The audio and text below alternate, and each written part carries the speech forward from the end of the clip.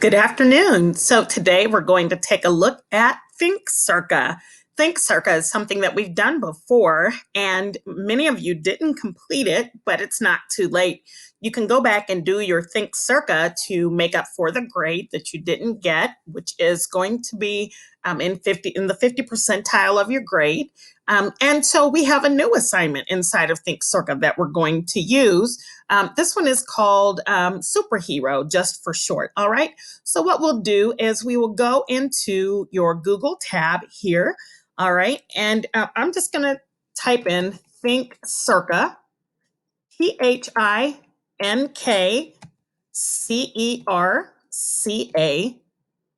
Let's Think Circa, ThinkCerca.com. All right. And then what you'll need to do is to sign in as a student under your Google account, which is using your school credentials. Okay. So I'm going to log in using my school credentials. All right. So it's going to take just a moment. Okay. And so then I'm going to go over to curriculum for me, and I'm going to put in superhero. All right. And the lesson we're going to do for this week is a superhero who looks like my son. It's a writing lesson. All right. So I'm going to assign it to you, but we'll take a look at it ahead of time. All right. I wanted to show it to you. So, how are people's experiences affected by others' perception of their culture? So, I'm going to go over here to the preview. The main writing prompt that you will answer is, according to the author, how do figures from mainstream media help shape a child's personal identity? And then there's a text. So I'm going to go to preview here, which is on my screen. I don't believe you have preview, but we'll take a look at the Circa itself. All right, the Circa is really very simple to follow because it takes you step by step. If you'll notice up here, you have connect, then you have read, engage with the text, summarize, build an argument, create your Circa. All right. So the first part is in this green box here, according to the author, how do figures from mainstream media help shape a child's personal identity?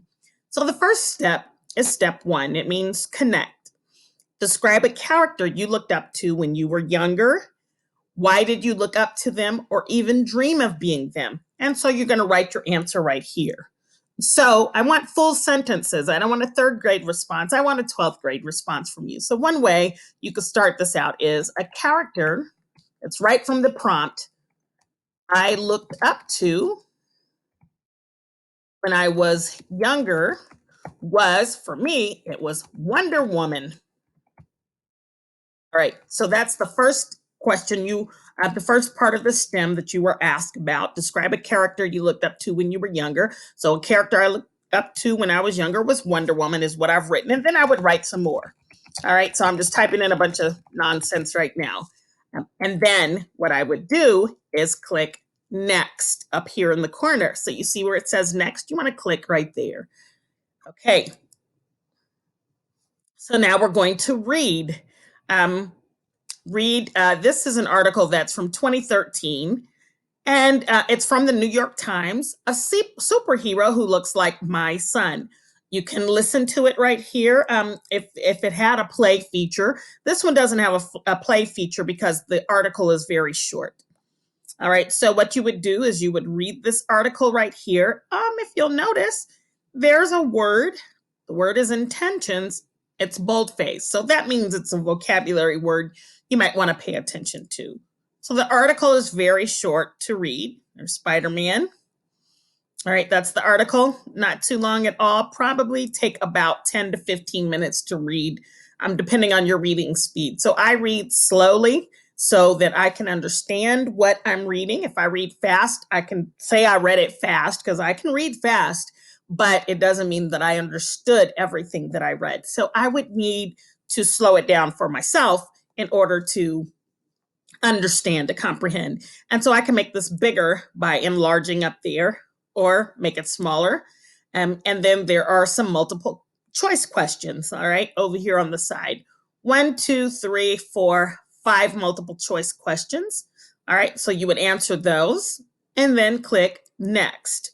After you do each section inside of the Circa as you're building it, and this helps you build it because it goes step by step, you always just want to click next. All right, so and summarize, for instance. Summarize the sentence in the selection rather in a few sentences. The sentence frames can help you. So they already have the sentence frames up here for you. So this helps you. You can actually cut and paste this right here. So copy. You can copy and paste it is what I should have said instead of cut and paste, but same thing. There it is. All right, and so you would just fill it in and then go to next. So this is the Circa, all right, the Think Circa.